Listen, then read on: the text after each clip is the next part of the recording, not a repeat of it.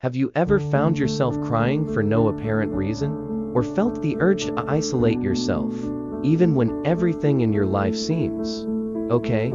If you have, you're not alone. Today, let's dive deep into why this happens and how to navigate through it. Unexplained crying can feel confusing and even frustrating, but it's often your body's way of communicating something deeper. Here are some detailed reasons why it happens. Emotional overload.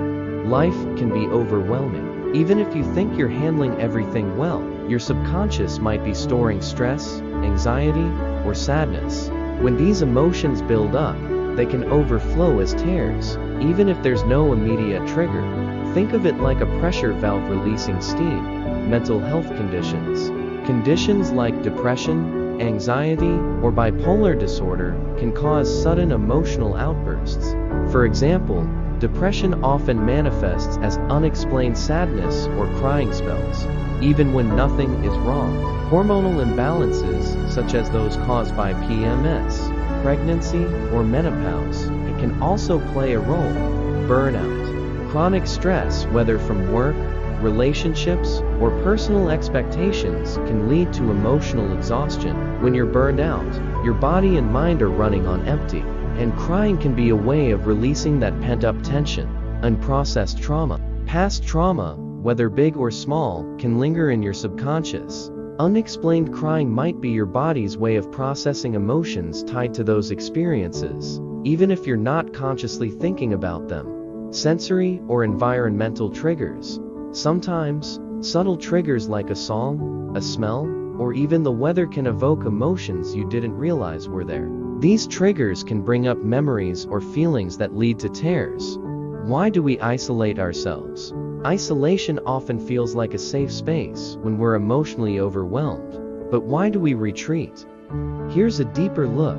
Self-protection. When we're feeling vulnerable, isolating ourselves can feel like a way to protect our emotions. We might fear judgment, rejection, or simply not having the energy to explain how we feel. Emotional exhaustion. Social interactions can feel draining when you're already emotionally depleted. Isolation becomes a way to conserve energy and avoid further stress. Fear of burdening others. Many people isolate because they don't want to bother others with their problems. They might feel guilty or ashamed for feeling sad or overwhelmed, even though these emotions are completely valid. Lack of understanding. Sometimes, we isolate because we feel like no one will understand what we're going through. This can be especially true when we're struggling with something we can't quite put into words. How to overcome unexplained crying and self-isolation. Now that we've explored the reasons, let's talk about how to overcome these feelings. It's not about fixing yourself overnight, but about taking small, meaningful steps toward healing. Acknowledge and validate your emotions. Instead of judging yourself for crying or isolating, try to accept your emotions. Say to yourself, "It's okay to feel this way." Validation is the first step toward healing. Remember, emotions are not good or bad, they're just information. Reach out for support. Isolation might feel safe, but connection is powerful. Talk to someone you trust, a friend, family member, or therapist. You don't have to go through this alone. Sometimes, just saying, "I'm not okay," can be incredibly freeing. Practice self-care. Engage in activities that nourish your mind and body. This could be journaling, taking a walk, meditating, or simply resting. Self-care isn't selfish, it's necessary for emotional well-being. Identify triggers. Reflect on what might have led to this emotional state. Was it a stressful event? A buildup of small frustrations? Understanding your triggers can help you address them. For example, if work stress is a trigger, consider setting boundaries or seeking support. Create a safe emotional space. Give yourself permission to feel without judgment. Create a routine that includes time for emotional check-ins.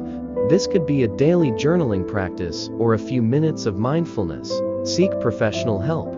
If unexplained crying and isolation persist, consider reaching out to a mental health professional. They can help you uncover deeper issues, such as unresolved trauma or underlying mental health conditions, and provide tools to cope. Practice gratitude and mindfulness. While it might sound cliché, focusing on small moments of gratitude can shift your perspective. Mindfulness practices, like deep breathing or grounding exercises, can also help you stay present and reduce emotional overwhelm. When to seek help. It's important to recognize when unexplained crying and isolation might be a sign of something more serious. If these feelings persist for weeks, interfere with your daily life, or are accompanied by other symptoms like loss of appetite, sleep disturbances, or thoughts of self-harm, please seek professional help immediately. There's no shame in asking for support, it's a sign of strength. Remember, it's okay to not have all the answers. Emotions are complex, and healing is a journey. Be kind to yourself, and take it one step at a time. Thanks for watching, Sickness Solvers. If you found this video helpful, don't forget to like, comment, and subscribe to our channel. Make sure to hit the notification bell so you never miss an update. Stay healthy, stay informed, and we'll see you in the next video.